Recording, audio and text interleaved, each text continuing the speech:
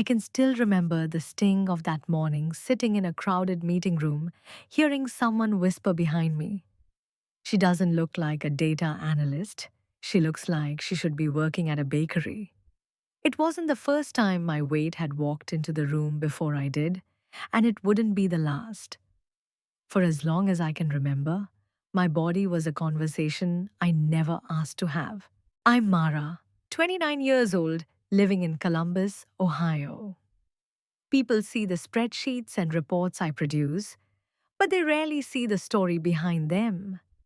My father walked out when I was 6, leaving my mom to raise me and my older sister Jane in a cramped apartment on the east side of the city. Mom was a school teacher, her salary barely stretching to cover rent and groceries. We didn't have much, but we had each other. Jane, my protector, my partner in survival, carried us both through the darkest years until an accident left her in a wheelchair. After that, I swore I'd carry my share of the weight, no matter how heavy. But weight for me was more than responsibility. It was also the body I lived in. I've been plus size since childhood, and I learned early what that meant. Kids at school snickered when I lined up for gym class. A boy in high school asked me to the dance as a joke. Later in college, roommates borrowed my notes but never invited me to parties. Even in the office where professionalism should matter, more than dress size, I could feel eyes sizing me up whenever I walked into the cafeteria. Every stray comment brave to wear that color. Don't you want to try a salad stacked on top of me like bricks? And yet I kept moving forward. I buried myself in numbers, in systems no one else wanted to touch. I became the quiet worker who stayed late, the one who never said no when someone dumped a spreadsheet on my desk. My skills, not my waistline, became my shield. That's how I landed a position at Buckeye Insurance, one of the largest firms in town. I built a reputation as the person who could solve any compliance riddle, no matter how tangled. That's also where I met Asher. He wasn't flashy, not the kind of man who made heads turn when he entered a room. But from the start, there was this steadiness about him, a quiet strength that felt like safety. While others saw me as the big girl with the sharp brain, he saw me completely. He was my supervisor, 3 years older, from a blue-collar family that worked hard for every dollar. Our connection wasn't lightning bolts or movie scene drama. It was something rarer, late-night talks about our fears, quiet laughter over vending machine coffee, the kind of trust that sneaks up on you and makes you feel like you've finally come home. For the first time in my life, I believed I wasn't just the sum of the numbers I produced or the body people judged. I was a woman, seen, chosen, loved. And in Asher's eyes, I found what I thought I'd never have, a place where I truly belonged. Meeting Asher's parents for the first time felt like stepping into a different world. Their house was modest, a single-story ranch-style home on the edge of Columbus, with a worn welcome mat and the smell of peach cobbler wafting from the kitchen. His dad's hands were stained with grease from the garage, his mom's laugh warm and unpretentious. They didn't look at me like I was too much, too big, too loud, too anything. They just welcomed me. For a moment, I let myself believe I could fit into this family without question. But then Lydia arrived. She swept into the house like she owned the air in it. Tall, lean, with hair curled to perfection and a designer jacket that practically shouted for attention. Her eyes found me immediately. "So this is Mara," she said, voice dipped in sugar, but sharp enough to cut. "You're cute. A little too cute for that chair, maybe. I guess my brother likes women who are really different." Her gaze lingered on my body like it was an open secret I'd been trying to hide. My cheeks burned, but I smiled. forcing the lump in my throat to stay down. Asher stiffened beside me. Lydia, he said, warning in his tone, but she only smirked and moved on, already asking for my number, as if nothing had happened. We're going to be sisters in law, right? We should get to know each other. Lunch, maybe. I told myself it was a good sign. Maybe she wanted to bond, and this was just her awkward way of showing it. So when the first text came, "Hey girl, meet me at Fancy Bistro 12:30, I went. She was all charm at the table, ordering trendy avocado toast and an expensive latte. But when the bill came, she patted her purse, frowning. Oh shoot, I forgot my wallet. Mara, you don't mind, right? You eat more than me anyway, so it balances out. I froze, the sting of her words sharper than the swipe of my card. I told myself it didn't matter, it was just lunch. But it happened again and again. I left my card in the car. "I'll Venmo you later. You're the data analyst, you make more than me anyway." And look at me, I barely touched my salad. "You should cover it." Each jab was hidden inside a laugh, each insult disguised as a joke. I smiled through clenched teeth, nodding while inside my stomach churned. At first, I convinced myself this was the price of family, that if I endured her little digs, she'd eventually warm up to me. But the more lunches we shared, the clearer it became Lydia wasn't interested in being my friend. She was testing me. She was the kind of woman who wielded compliments like knives, slicing you open while pretending to hug you. And every smile she gave me carried a warning I couldn't ignore. This was a dangerous kind of sweet. The lunches didn't stop. If anything, they became Lydia's favorite game. Every week, a new cafe, a new excuse, a new jab. She had a way of saying things that made the whole room laugh, except the words were knives, aimed squarely at me. "Have you ever thought of trying keto, Mara? Or maybe one of those juice cleanses? You've got such a pretty face, it's a shame you hide it." Or the time we walked past a boutique and she paused in front of the window, eyeing a dress displayed on a mannequin. "That would look great on me. But you, oh, maybe if they carried double sizes." Then she threw her head back and laughed, as if it was the most harmless thing in the world. Each comment dug deeper than the last. I'd sit across from her, forcing a smile, swallowing the bitter taste of humiliation with every overpriced latte I paid for. I told myself to be patient, to take the high road, that winning her approval was worth more than winning an argument. But patience has a breaking point. It came on a rainy Thursday afternoon.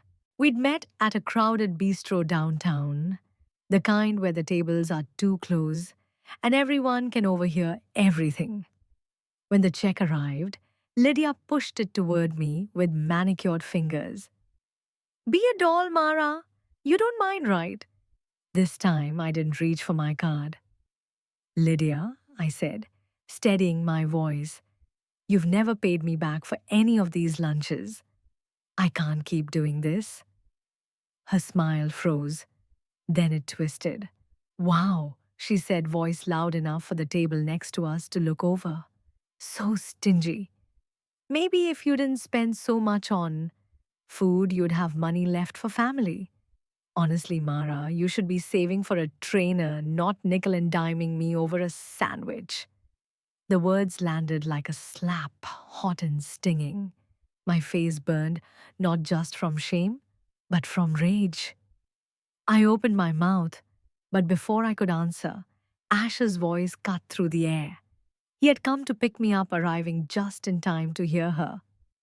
"Enough, Lydia." He stepped closer, eyes cold, jaw tight. "You don't get to talk to her like that." Her head snapped toward him, eyes wide with disbelief. "I'm your sister. You're taking her side over mine." "I'm not taking sides," he said evenly. "I'm telling you to stop. Pay her back what you owe or stop asking. And don't ever insult her again. His tone was steel, final, unshakable. For once, Lydia had no comeback. She sat there, lips pressed tight, her eyes darting between us like she couldn't believe her little brother had betrayed her. To her, it wasn't just about money. It was about losing control. And in that moment, I could see it, the hatred flashing behind her perfect smile. Later that night, lying awake in bed, I couldn't shake the chill. Asher had defended me, yes, but I knew Lydia. She wasn't the type to back down. No, she'd been humiliated. And humiliation is the kind of wound that festers. Deep in my gut, I felt it. She would go further, much further. The night of our engagement dinner, I thought I finally belonged. The table at Asher's parents' house overflowed with roasted chicken, mashed potatoes, and bowls of green beans passed from hand to hand. Laughter filled the air, glasses clinked, and for the first time I let myself exhale. My mom and Jane had driven over from the east side, and watching them chat with Asher's parents made me believe maybe, just maybe, we could stitch two families together into one. Even Lydia had been unusually quiet. She sat across the table sipping wine, her lips curled in a faint smile that looked almost harmless. I caught her eyes on me a few times, but I brushed it off. I wanted the night to stay perfect. Then dessert was barely finished when her voice cut through the room like shattered glass. My purse is gone. Every head turned. Lydia stood abruptly, her face flushed, her chair scraping against the floor. It was in my bag, and now it's not. Her eyes locked on me, sharp and triumphant. Mara, you took it, didn't you? I found it in your things. Gasps rippled down the table. My mom's hand froze around her coffee cup. Ash's dad set his fork down with a heavy clink. My stomach twisted as Lydia reached beside my chair and yanked up a bag I hadn't even noticed. From it, she pulled her sleek leather purse and held it high like evidence in a trial. She stole it, Lydia shouted, her voice rising. Look at her! Big as she is, she can't resist taking more than what's hers. Binge on food, binge on money, it's the same thing. Fat and greedy. The words sliced me open. Heat rushed to my face, tears pricking my eyes as the room spun. Every gaze in that room pinned me to my chair, judging waiting. My throat closed, and all I could manage was a broken whisper. I. I didn't. Lydia cut me off, jabbing a manicured finger toward me. Don't play innocent. You've been eyeing my things since we met. My brother deserves better than a thief and better than this.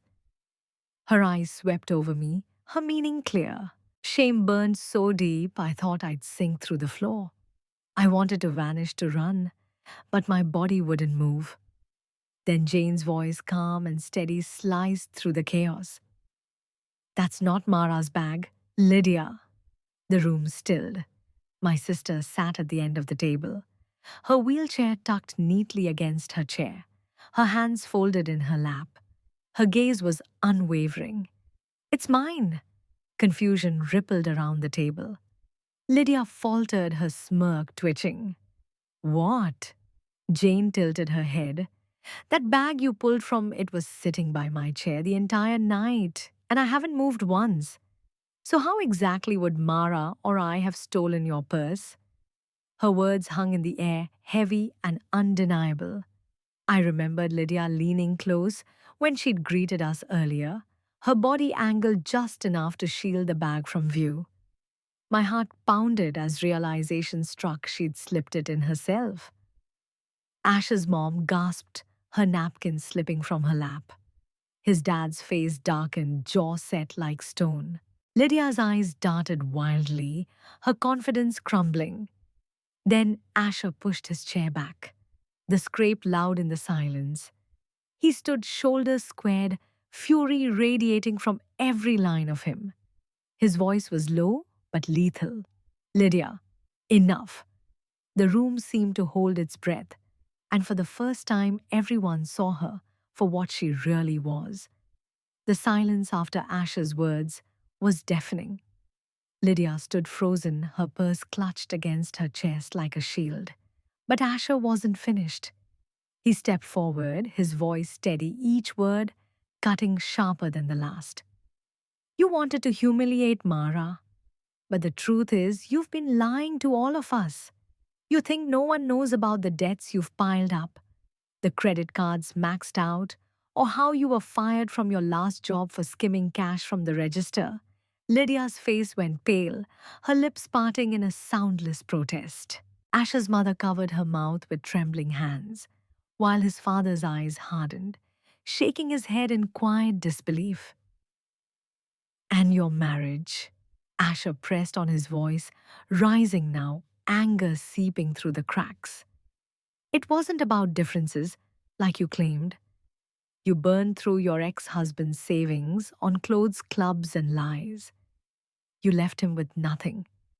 And now you're trying to tear down the one good thing in my life because you can't stand to see someone else happy. Gasps rippled around the table. Lydia's eyes darted wildly, her bravado crumbling with every accusation. That's not you don't understand, she stammered, her voice shrill. You're making me the villain. I'm your sister Asher. His father slammed a hand against the table, the sound echoing like a gavel. Enough, Lydia. We raised you better than this. To see you standing here lying, shaming Mara for her body, accusing her of theft. It's disgraceful. His mother's eyes filled with tears, her voice breaking. How could you, Lydia? How could you do this to your own brother, to this family? The weight of their disappointment crushed the last of her defiance. For the first time that night, I found my voice. My hands trembled as I pushed back my chair and stood, my heart pounding, but my words clear. My body, I said, forcing Lydia to meet my gaze, does not define my worth. Every cruel comment, every joke, they don't make me less. But your lies, your envy, your constant need to tear people down, that's what makes someone unworthy of family. The room was silent, all eyes locked on me. My chest heaved, but for the first time I didn't feel small. I felt strong. Lydia's face twisted, caught between rage and shame. You're all against me, she hissed. You've chosen her over me. She turned in a rush, heels scraping against the floor, and stormed out the front door, slamming shut so hard the windows rattled. For a moment, no one moved. Then slowly the tension drained from the room like air from a balloon. Asher's mother reached across the table, her hand closing warmly over mine. His father gave a small, firm nod. Jane's eyes glistened, her lips curving in the faintest smile of pride. And in that moment, I knew I was no longer an outsider. I was part of this family, truly irrevocably theirs. After that night, Lydia vanished from our lives like a storm that had finally spent itself. Word spread that she'd left Columbus, dodging creditors and running from the wreckage she'd made. No one heard from her again, and for the first time, family gatherings were peaceful laughter, unshadowed by her presence. Our wedding came months later, and it was everything I had dreamed of, but never dared to believe I deserved. A small white church filled with flowers and the faces of people who truly mattered. Jane rolled down the aisle as my maid of honor, her smile brighter than any chandelier. My mom cried through the entire ceremony, clutching tissues in her hands, her eyes shimmering with pride. Asher's parents danced together like teenagers again, as if the years had melted away. I remember standing there, hand in hand with Asher, and realizing I was finally home. Now, as I sit in our new house, feeling the first flutter of the baby we're expecting, I can't help but think about how far I've come. I remember the sting of Lydia's words, the way she used my body like a weapon to humiliate me. I remember the shame of being called a thief, of having every eye in the room turn against me. But more than that, I remember the moment I stood up, voice shaking but firm, and claimed my worth. That moment changed everything. It gave me strength I didn't know I had. And it taught me a truth I'll carry for the rest of my life. Your body does not decide your value. Only your integrity, your honesty, and the courage to stand tall will ever earn you respect. To everyone who's followed me through this story, thank you. You've walked with me through betrayal, heartbreak, and the kind of triumph that makes scars feel like medals. If my journey has touched your heart, don't forget to like this video, subscribe to the channel, and share your own stories in the comments. Remember this, the world will always have people who try to tear you down, but the power to rise, that's yours. I'll see you in the next chapter.